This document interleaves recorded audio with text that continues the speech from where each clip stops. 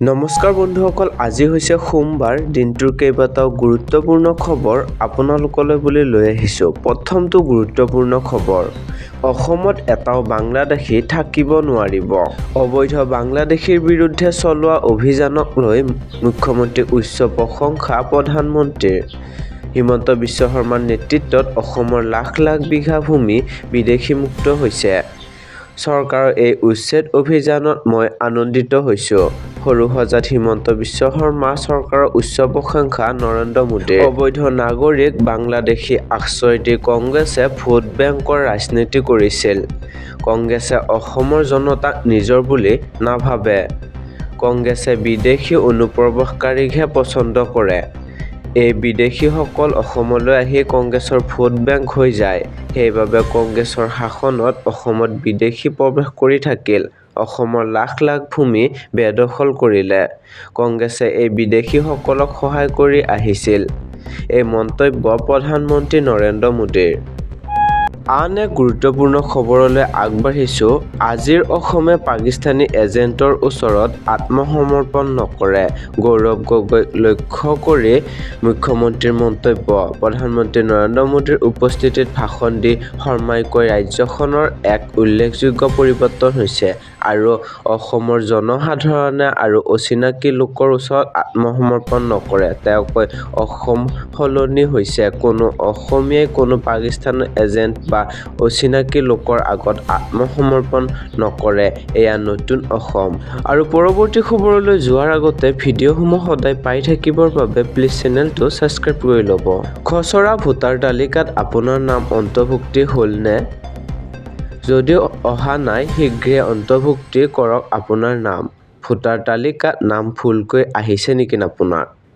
ৰাজ্যত চলি আছে ভোটাৰ তালিকা সংশোধনক লৈ বিশেষ প্ৰচাৰ অভিযান। অনলাইনত আজিয়ে আপোনাৰ নাম পৰীক্ষা কৰক আৰু নিশ্চিত কৰক। voters.eci.gov.in-ত লগ-ইন কৰি চাব পাৰিব আপোনাৰ নাম। 22 জানুৱাৰীৰ ভিতৰতে কৰক ভোটাৰ তালিকাত নাম অন্তৰ্ভুক্তিৰ বাবে আবেদন। ভোটাৰ তালিকাত কিদৰে অন্তৰ্ভুক্ত কৰিব নাম? ফৰ্ম 6 আৰু 7 আৰু 8ৰ জৰিয়তে ভোটাৰ তালিকাত অন্তৰ্ভুক্ত কৰিব পাৰিব নিজৰ নাম। নতুন ভোটাৰৰ নাম অন্তৰ্ভুক্তি কৰিবলৈ পূৰণ কৰিব লাগিব ফৰ্ম 6। নাম কৰ্তনৰ বাবে অন্তৰ্ভুক্তিৰ বিৰুদ্ধে আপত্তি থাকিলে ফৰ্ম 7 পূৰ্ণ কৰিব লাগিব। নাম সংশোধনৰ বাবে পূৰণ কৰিব লাগিব ফৰ্ম 8।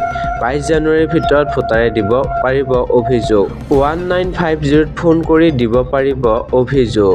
ফেব্ৰুৱাৰী 10 তাৰিখে প্ৰকাশ পাব চূড়ান্ত ভোটাৰৰ তালিকা। 22 জানুৱাৰী অন্তিম তাৰিখ।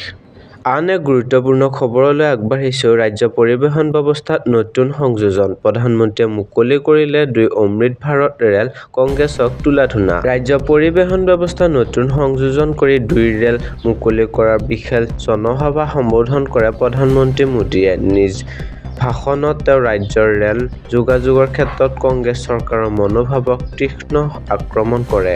অসমৰ সংযোগ যাতায়াত ব্যৱস্থাক অধিক শক্তিশালী আৰু গতিশীল কৰি তুলি আজি ৰাজ্যবাসীক 2খনকৈ নতুন অমৃত ভাৰত ৰেল উপহাৰ দিছে প্ৰধানমন্ত্ৰী নৰেন্দ্ৰ মোদীয়ে।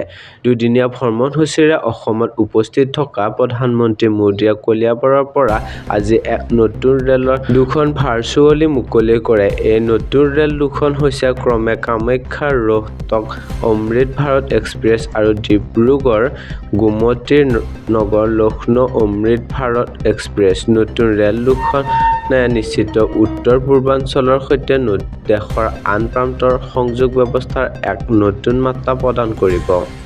পৰৱৰ্তী আন এক গুৰুত্বপূৰ্ণ খবৰলৈ আগবাঢ়িছোঁ। ধুবুৰীত অনিৰ্দিষ্ট কাললৈ কোনেও বজাব নোৱাৰিব মাইক লাউডস্পিকাৰ। নিয়ম উলংঘা কৰিলে লোৱা হ'ব একচন। কঠোৰ জাৰি BNSSৰ 163 ধাৰা। ধুবুৰী জিলা আয়ুক্তৰ কঠোৰ নিৰ্দেশনা। এতিয়াৰ পৰা ধুবুৰীত সম্পূৰ্ণৰূপে বন্ধ মাইক লাউডস্পিকাৰ। DJ ছাউণ্ড সম্পূৰ্ণৰূপে নিষিদ্ধ কৰা হৈছে। সকলো ধৰণৰ উচ্চ শব্দ সৃষ্টিকাৰী সামগ্ৰী বন্ধ। নিশা 10 বজাৰ পৰা পুৱা 6 বজালৈ প্ৰযোজ্য এই নিয়ম।